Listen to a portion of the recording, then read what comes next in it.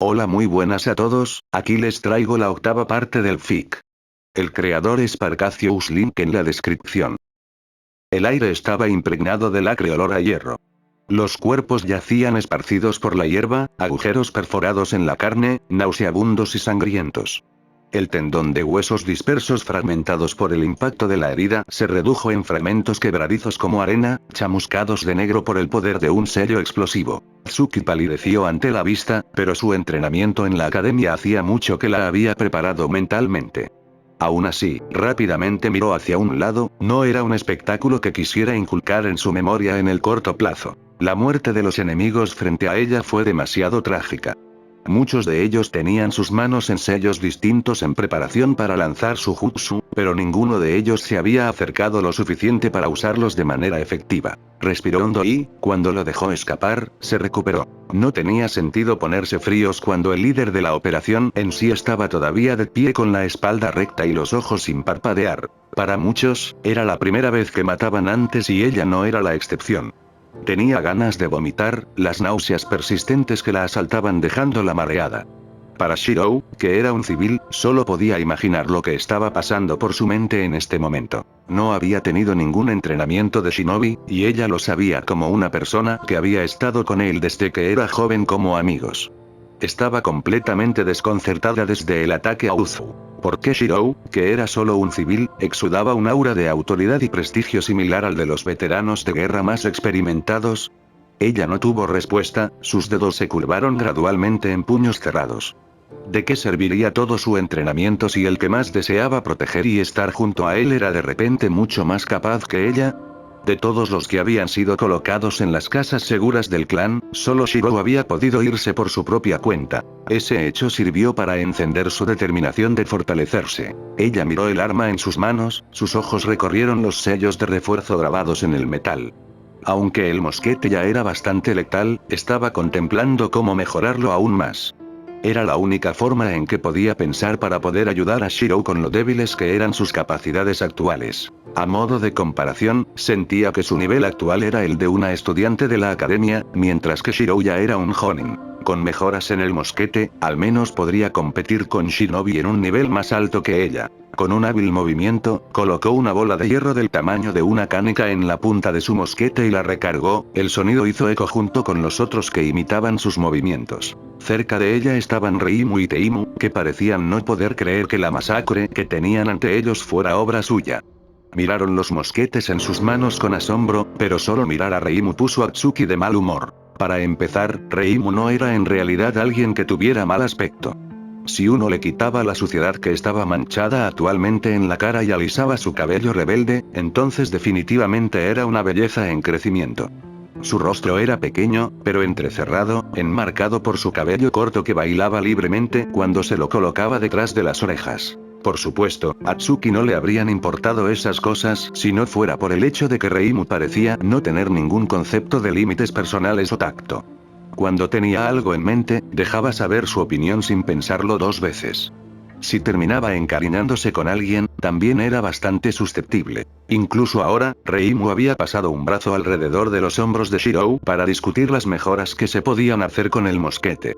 Todos los presentes eran un Uzumaki competente en Fuinjutsu y todos tenían sus propias ideas para mejorar los sellos inscritos en el mosquete. Tsuki no era diferente, pero estaba lejos de ser lo suficientemente audaz como para tocar a Shirou tan groseramente y debatir con él sobre el concepto de las focas. El hecho de que Reimu pudiera hacerlo sin ninguna consecuencia provocó que la indignación creciera dentro de ella. La expresión de Tsuki se oscureció y el único que se dio cuenta fue Teimu, quien retrocedió poco a poco, sin querer tener nada que ver con la situación, pero estaba atrapado en el medio. Estaba parado justo detrás de Reimu y justo enfrente de Tsuki. El sudor comenzó a acumular profusamente debajo de sus cejas, sintiéndose agraviado cuando los ojos de Tsuki le clavaron puñales. Apretó los dientes. Comenzaré con la limpieza, habló apresuradamente, corriendo hacia los cuerpos de los shinobi muertos y guardándolos en pergaminos de almacenamiento. No podían dejar los cuerpos donde estaban en caso de que aparecieran otras patrullas y sospecharan. De repente, Tsuki y Reimu salieron disparados de su posición y miraron aturdidos mientras Teimu se iba, seguido por todos los demás, aparte de Shirou, quien finalmente notó que algo andaba mal. Se volvió hacia Reimu, quien estaba mostrando el mosquete en una mano y sosteniéndolo con la otra, antes de volverse hacia Tsuki, quien tenía los ojos hundidos y los labios finos. Sus instintos le gritaban peligro, por lo que rápidamente se distanció de los dos e inventó una excusa para irse. Al quedarse solas, las chicas parecieron ver algo desagradable en los ojos de la otra y comenzaron a mirarse, sus labios se curvaron en una mueca de desprecio. Sintiéndose como si acabara de esquivar un desastre, Shirou observó cómo Teimu y los demás despejaban el campo de batalla antes de evaluar una vez más la situación del área a su alrededor. Hideki había accedido a enviarlo en una misión relativamente segura designada con el rango C, ya que se especulaba que los exploradores cerca de Uzu eran de un nivel bastante bajo. El hecho de que ningún shinobi hubiera podido reaccionar cuando el mosquete disparó era equivalente a su sorpresa y menor capacidad. Alguien con la aptitud de Hideki habría podido reaccionar lo suficientemente rápido como para esquivar los perdigones de metal que lanzaban los mosquetes, y esto sería lo mismo para la mayoría de los Jonin, que podrían lanzar un kunai aproximadamente a la misma velocidad que una bala. Sin embargo, la diferencia era el hecho de que incluso los civiles menos calificados podían desencadenar un ataque que podría amenazar a shinobi si no tenían cuidado. Este fue el quid de la revolución que armas como el mosquete podían traer a la guerra. Comparando cuántos años y recursos se necesitaron para criar a un shinobi de nivel Jonin a la velocidad de fabricación de un mosquete, este último fue mucho más eficiente. A corto plazo, los mosquetes no jugarían un papel tan importante en las batallas entre las élites, pero a largo plazo, solo sería cuestión de tiempo antes de que los otros pueblos ocultos comenzaran a darse cuenta. Frunció el ceño mientras pensaba, antes de que la tensión abandonara su cuerpo. Incluso si los otros pueblos ocultos desarrollaban interés, su objetivo era que Uzu fuera lo suficientemente fuerte como para defenderse de los peligros externos para entonces. No permitiría que mataran a su hogar ni a su familia y, por lo tanto, haría todo lo posible para evitarlo. Si eso significaba matar a otros con malas intenciones, que así fuera. No era la primera vez que tenía que elegir entre el mal mayor en el concepto de matar a uno para salvar a muchos. En su vida pasada, hacía mucho que se había vuelto insensible hasta el punto de que podría haber aceptado una oferta de Alaya si no se hubiera sentido transportado repentinamente a otro mundo. Dejando a un lado las experiencias pasadas, este no era el momento de permanecer inactivo. Cuanto más se acostumbrarán a los mosquetes Reimu y los demás, más prácticos serían en una batalla. Con un simple gesto, le indicó a Teimu y a los demás que ocultaran su presencia mientras él iba a atraer a más enemigos. Respiró hondo. El movimiento siguió con las contracciones de sus músculos. Canalizando la energía a través de su cuerpo, se fue con el uso de un parpadeo corporal. El pueblo escondido en el remolino estaba separado por una gran entrada de agua que corría alrededor de toda la isla de Utsushio. Al lejano oeste estaba el país de Wave, y al este estaba la Tierra de Agua, hogar de Kirigakure. El diseño topográfico consistía principalmente en pantanos bajos y extensiones ocasionales de árboles robustos que se dice que fueron obra del primer Hokage de Konoha. Con ese fin, se volvió sencillo para él inspeccionar cualquier signo de movimiento enemigo. Había practicado tiro con arco desde joven y era un maestro en el arma. Sus ojos podían detectar detalles agudos a varios cientos de kilómetros de distancia cuando los reforzaba su hechicería. Fue hasta el punto en que podría equivocarse que tenía algún tipo de línea de sangre ocular y, de hecho, en realidad sospechaba sobre este punto. Como Magus, siempre tuvo una clara comprensión de su cuerpo. No solo ahora poseía una nueva energía llamada chakra, sino que había distintos caminos dentro de él que poseían puertas para regular el flujo de chakra. No se atrevió a abrir esas puertas por el simple hecho de que sabía que su chakra se desbordaría excesivamente, matándose así, pero lo que hizo fue rastrear internamente sus caminos. Su sistema de chakras estaba profundamente entrelazado con su cuerpo físico, que era ligeramente diferente de sus circuitos mágicos, pero curiosamente, ciertos bloqueos ocurrieron dentro de sus ojos. El chakra convergería continuamente en un charco que se hinchaba sobre sus iris, pero no hacía nada más como si estuviera dormido. El fenómeno lo intrigó, y fue solo cuando leyó el concepto de líneas de sangre del ojo del estudio de su padre que llegó a una especulación. Quizás tenía una de esas líneas de sangre de ojos. Sin embargo, sin importar desde qué ángulo lo considerara, no se sabía que ningún Uzumaki poseyera una línea de sangre tan ocular, por lo que dejó el tema a un lado.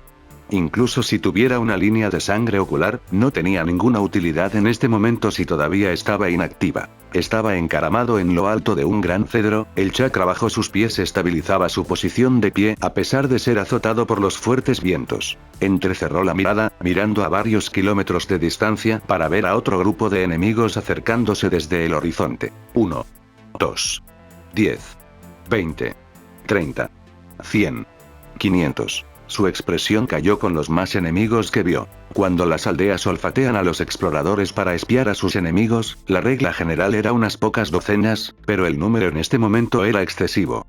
Peor aún, por los chalecos antibalas que usaban, la mayoría eran shinobi de nivel chunin y superiores, muchos eran incluso jonin. Sus labios se curvaron hacia abajo en un ceño fruncido. Retirada. Era la única opción que le quedaba a él, quien lideraba a Tsuki y los demás. A pesar del poder del mosquete, a nivel individual, Tsuki y los demás no eran rival para ni siquiera un solo jonin en este punto y mucho menos un ejército de ellos. Se volvió para irse, pero pronto hizo una mueca.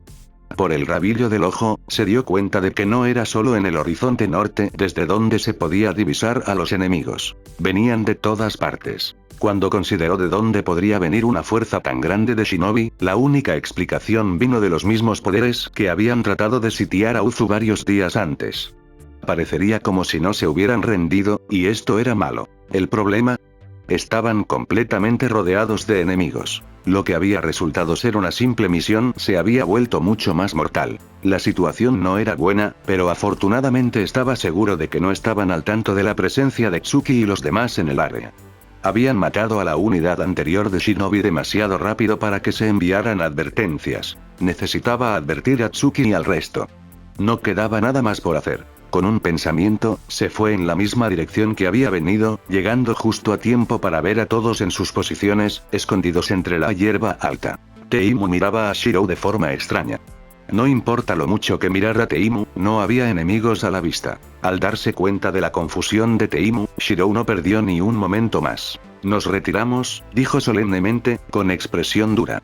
El tono de su voz no abordó ningún espacio para la contradicción, lo que instantáneamente obligó a Reimu a cerrar la boca mientras Shirou la miraba directamente. Hizo una mueca, pateando la tierra debajo de sus pies antes de darse la vuelta y chasquear la lengua. En lo que a ella respectaba, no había necesidad de retirarse. El éxito del ataque anterior había inculcado un sentimiento letal de expectativa y orgullo entre todos los presentes. No pudieron determinar el peligro en el que ya estaban. Sin otra palabra, Shirou simplemente señaló en la distancia. Debido a su ubicación, que estaba ligeramente elevada, era posible que vieran a lo lejos sin ser vistos.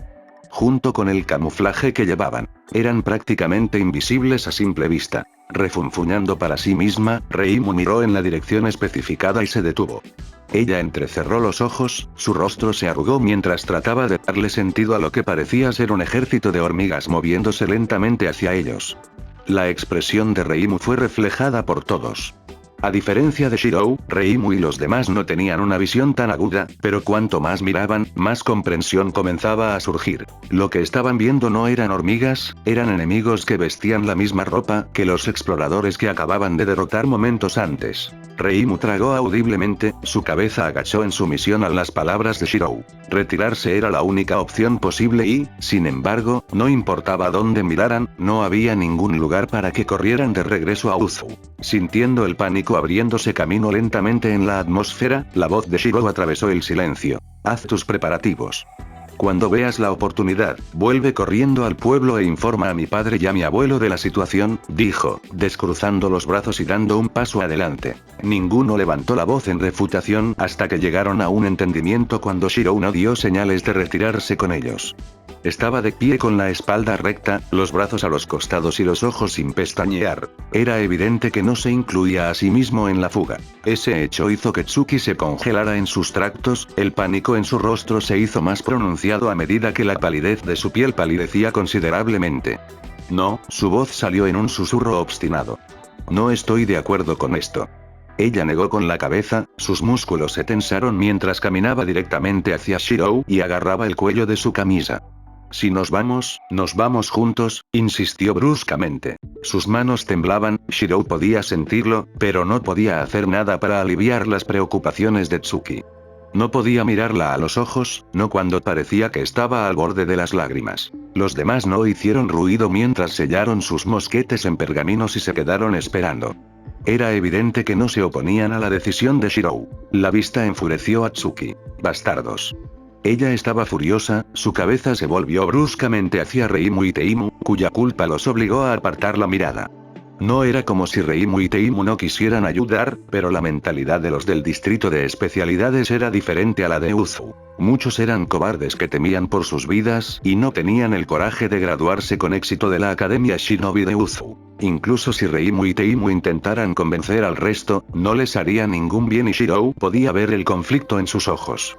Tanto Reimu como Teimu eran del distrito de especialidades, pero tenían su orgullo como Uzumaki. Shirou no quería que Tsuki se lo pusiera difícil, así que se interpuso entre Tsuki y los demás. La acción provocó una ráfaga de emociones encontradas en los del distrito de especialidades, pero la reacción de Tsuki fue aún más pronunciada.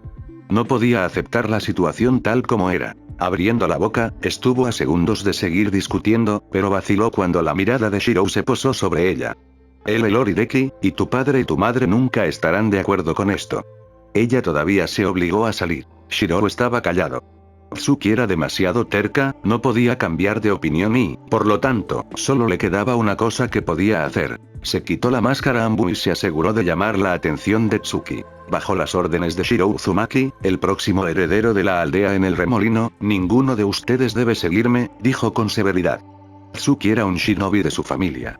No había forma de que pudiera rechazar una orden tan directa del heredero aparente. Naturalmente, Tsuki se enteró de esto y lo miró con incredulidad. Rápidamente se volvió para dirigirse a todos. Espere una oportunidad y retírese, dijo secamente. Se fue en el momento siguiente. Estaba claro lo que iba a hacer por sí mismo. Si estaban completamente rodeados, lo único que quedaba por hacer era brindarles la oportunidad de huir. Un shinobi frunció el ceño.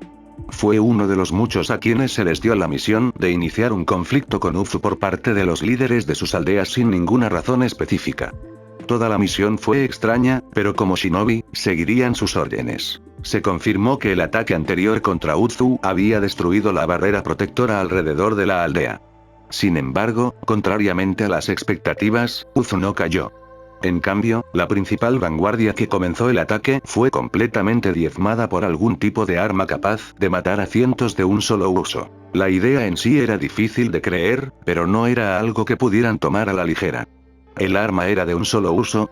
¿O podría usarse de forma consecutiva? No importa lo que uno pensara al respecto, el shinobi restante encargado de eliminar a Uzu no tuvo más remedio que buscar una respuesta que todos habían reunido.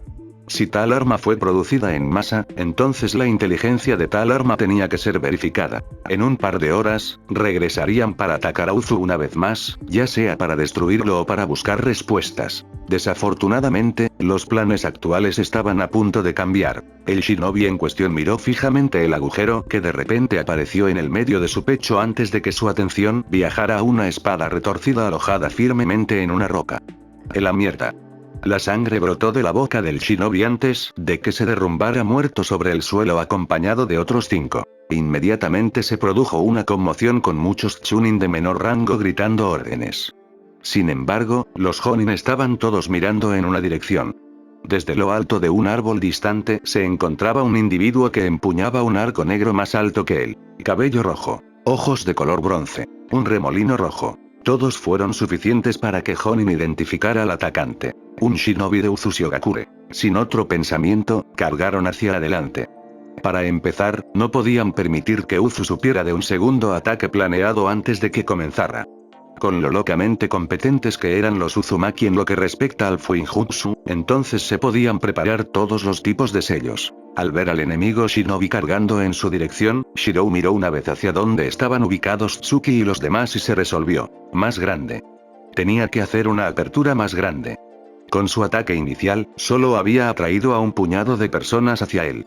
El espacio creado no fue suficiente para que Reimu y los demás pudieran escapar. Mientras contemplaba lo que debía hacer, miró al enemigo shinobi confundido. A pesar de lo que creían otros en Uzu, no podía entender por qué las otras aldeas harían un intento tan obvio de destruir a Uzu. Sus disfraces carecían de brillo, y en este punto, algunos ni siquiera se molestaron.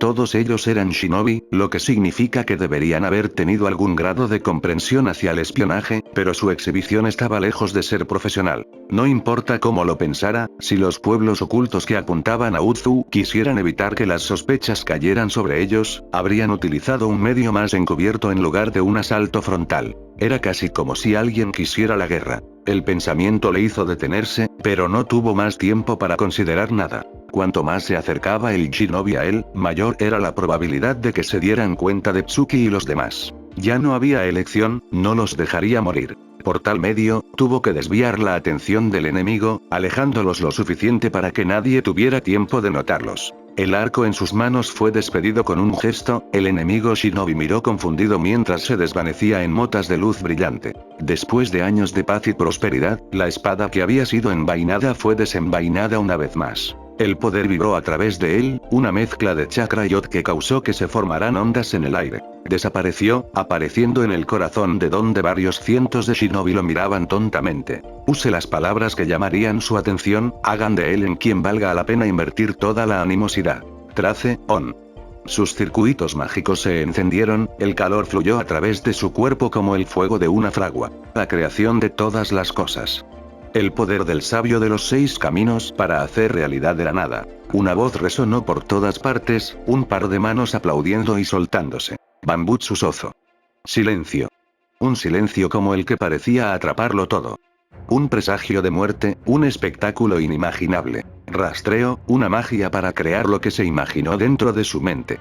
Dar forma al pensamiento. Y así, deja que los cielos se llenen de acero. Las sombras se cernían, borrando la luz de los cielos. Espadas, lanzas, sables, todos aparecieron a la vez, borlas colgando al viento adornadas con lujosas sedas. Cada uno irradiaba un poder que estaba más allá del entendimiento común. Una espada de llamas furiosas, una espada de agua que fluye, la gran variedad empequeñecía todo lo imaginable, pero aún así no era suficiente. Más y más shinobi enemigos miraban en su dirección, pero hasta donde ellos podían saber, solo había convocado sus armas de un pergamino de almacenamiento. Les demostraría que estaban equivocados. Con la mano izquierda agarrada a la derecha, sus venas comenzaron a hincharse antes de que apareciera el pomo de una espada imponente. No tenía que ser un noble fantasma. Lo que necesitaba era algo que se notara y que no se pudiera ignorar. Algo con un costo correspondientemente bajo en sus reservas, de modo que aún podría luchar contra los cientos de shinobi a su alrededor después. Una espada. Necesitaba una espada. Una falsificación cuyo tamaño empequeñece a todos. Si no podía pensar en una espada adecuada en la parte superior de su cabeza, entonces crearía una. Su rostro comenzó a enrojecerse, patrones en forma de circuito arrastrándose por su cuerpo mientras gritaba, atrayendo la mayor atención posible. Acero para romper montañas, acero para aplanar una nación. Brillantes motas de luz convergieron sobre su palma extendida en forma de un furioso remolino.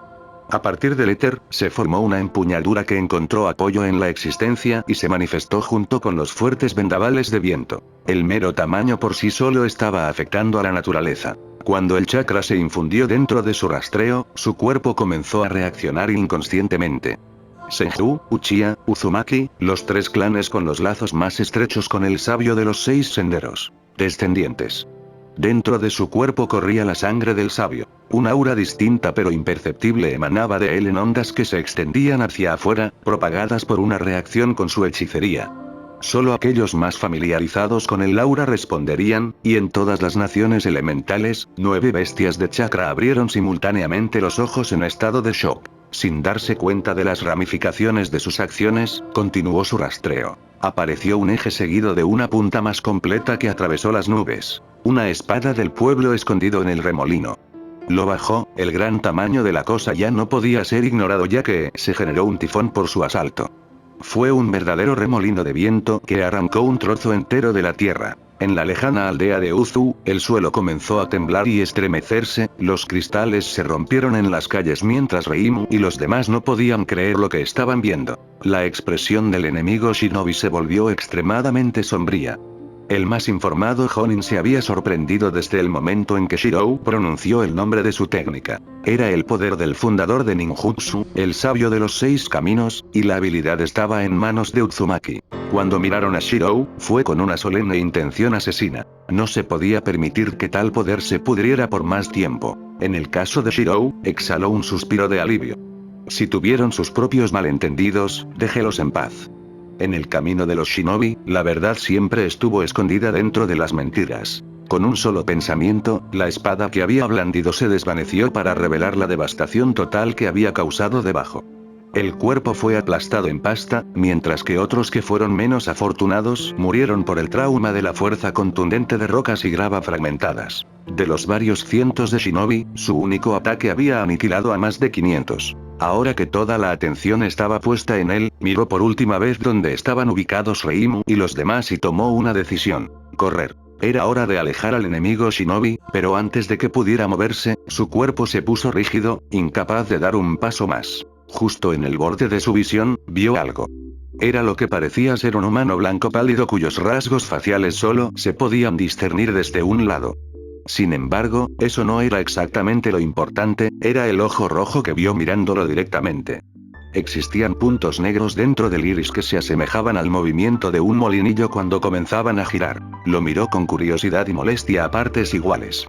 Una parte de él le advirtió instantáneamente que estuviera en guardia, pero desde el momento en que hizo contacto visual con los ojos, ya era demasiado tarde. Entonces, era un Uzumaki, una voz hizo eco en su cabeza. Una variable innecesaria, pero quizás podría ser útil. No importa, solo el tiempo lo dirá. Antes incluso de entender lo que estaba pasando, su visión comenzó a oscurecerse. Sabiendo la gran cantidad de enemigos que lo rodeaban en ese momento, moriría si se desmayaba. El ojo claramente intentaba matarlo. Sus sentidos estaban embotados y se sentía como si estuviera cayendo lentamente en una ilusión. Sin dudarlo, una daga dentada se manifestó en sus manos y se clavó en él. Rule Breaker, la daga que rompe todos los hechizos, encarnando la divinidad de Medea, la bruja de la traición. Casi tan pronto como la daga se clavó en su carne, recuperó los sentidos. El ojo pareció visiblemente sorprendido, el diseño del molinillo cambió a la forma de un shuriken de viento de sombra. Tsukuyomi. La voz resonó en su mente una vez más, pero no pasó nada. El ojo se entrecerró, pero ya no tuvo tiempo de inspeccionarlo. El hombre cuyo cuerpo era completamente blanco hizo un túnel en el suelo y desapareció, junto con el ojo. Desafortunadamente, en el lapso de tiempo que Shirou había tomado para rastrear Rule Breaker, el enemigo Jonin ya había comenzado a atacar. Evidentemente, su cuerpo había permanecido inmóvil en su estado inicial de desorientación y cuando se evaluó a sí mismo, su semblante se oscureció. Kunai fue apuñalado en sus brazos y una espada le había atravesado directamente el estómago. Si no fuera por la alta constitución de los Uzumaki, hacía mucho que estaba muerto. La sangre comenzó a gotear por su boca, goteando de sus labios. No podía entender lo que había sucedido o por qué repentinamente fue atacado por el ojo, no importaba en este momento de todos modos. Lo que tenía que hacer no había cambiado. Sabía que Tsuki y los demás podían verlo desde donde se escondían. Estaban tan cerca que si alguno de los shinobi optaba por inspeccionar el área, sería descubierto sin lugar a dudas. No importaba lo que le sucediera, no permitiría que otros murieran por su descuido. Con su ropa rasgada en varios lugares, sus heridas parecían completamente dolorosas para cualquiera que lo viera. Su misma imagen se grabó en las mentes de Reimu y los demás del distrito de especialidades. Para muchos de ellos, era la primera vez que veían y sentían a alguien luchando con tanta determinación por ellos. Al observar su propio comportamiento, la amargura era casi insoportable. Ninguno de ellos podía mirar a Tsuki a los ojos. Probablemente era ella la que se estaba tomando la peor situación. Su rostro estaba actualmente pálido y no tenía idea de cómo iba a informar algo correctamente. Su cuerpo temblaba, pero no dijo ni una sola palabra, esperando inflexiblemente la oportunidad que le daría Shirou. Tsuki sabía que no podía cambiar la opinión de Shirou y, por lo tanto, la única forma en que podía ayudarlo era regresar a la aldea lo más rápido posible y gritar pidiendo ayuda. Mientras tanto, Shirou no perdió ni un segundo más, y con su cuerpo esforzándose, se obligó a correr. En este punto, ni siquiera sabía hacia dónde estaba corriendo. La tierra se convirtió en agua y el agua volvió a la tierra.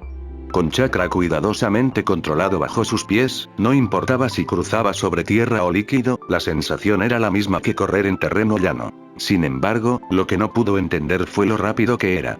No solo estaba usando chakra, sino que bajo heridas tan graves, inconscientemente estaba usando magia de refuerzo para reforzar las capacidades de su cuerpo. No mucho después de que había comenzado a correr, el enemigo Shinobi lo persiguió sin pausa, dando tiempo para que Reimu y los demás corrieran de regreso a Uzu.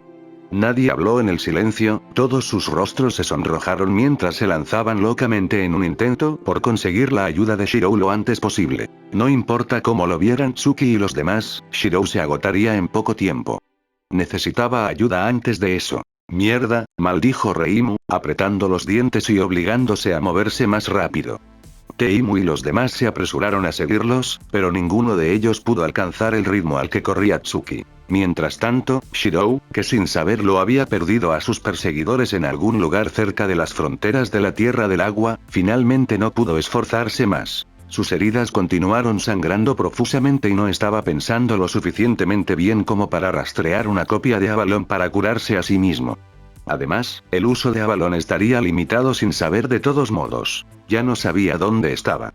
De hecho, a su cuerpo no le importaba. Necesitaba descansar. Seguramente, había ido lo suficientemente lejos. Se desmayó, arrastrado por las corrientes de un río sin nombre. En las tierras lejanas, a varios kilómetros de la aldea oculta en el remolino, existía otra aldea oculta en las profundidades del país del agua. Kirigakure, el pueblo escondido en la niebla. Era un pueblo al borde de la guerra civil, la animosidad mostrada hacia aquellos con linajes alcanzando un punto de inflexión.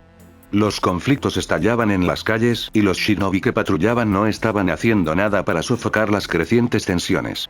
De hecho, la relación entre la línea de sangre y los shinobi que no son de línea de sangre se estaba volviendo tan mala como los aldeanos. Por eso el padre de Mei Terumi había insistido en que se mantuviera alejada de los extraños y no se acercara a los demás a la ligera, incluso si parecían amables. No la entenderían, insistió su padre. El miedo que los residentes normales de Kiri tenían hacia aquellos con linaje era casi irracional. Fueron alienados y discriminados, rechazados por las masas. Peor aún, su padre dijo que la situación se estaba intensificando y podría explotar en cualquier momento.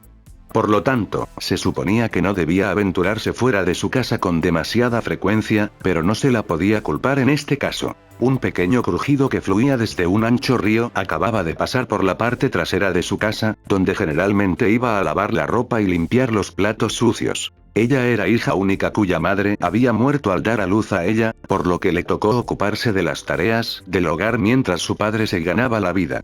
Era una vida tranquila sin apenas interrupciones inesperadas, y esto le sentaba muy bien a Mei. Era mucho mejor que las condiciones en la Academia Shinobi de Kiri. Se estremeció de solo pensar en ello, todavía reflexionando sobre los amargos recuerdos. Inclinándose junto a las aguas poco profundas del arroyo, hizo un rápido gesto con la mano y excavó una pequeña cuenca en el suelo que conectó con el arroyo. El agua comenzó a llenar la palangana casi inmediatamente antes de que metiera la ropa de su familia dentro y comenzara a enjabonar las prendas con jabón de lavanda, y se le formaron burbujas en los dedos. Tarareando para sí misma, se suponía que había sido solo otro día tranquilo fuera de la academia, pero esta vez fue diferente. Se puso de pie abruptamente, aturdida e insegura de lo que debería hacer mientras una persona flotando inmóvil en el agua se acercaba gradualmente a ella. Su ropa estaba rota, completamente irreconocible y no eran más que tiras de tela que se le pegaban obstinadamente. Laceraciones y franjas de sangre seca cubrieron su piel en una horrible visión de rojo. Peor aún, pequeñas lixiviaciones encontradas río arriba lo devoraban libremente, sus cuerpos se hinchaban en bultos violetas del tamaño de un dedo. Su padre le había dicho que no interactuara con extraños y otras personas, pero la persona frente a ella no lo era. Era alguien de su edad, más o menos 1 o 2 años mayor, que poseía el mismo tono de cabello castaño rojizo que el de ella. Por mucho que considerara la idea de ser cautelosa, no había forma de que un compañero de su edad que quedara tan brutalmente herido representara una gran amenaza y, por lo tanto, actuó sobre la base de la bondad dentro de ella. Con vacilación, lo sacó del arroyo y lo llevó a su casa.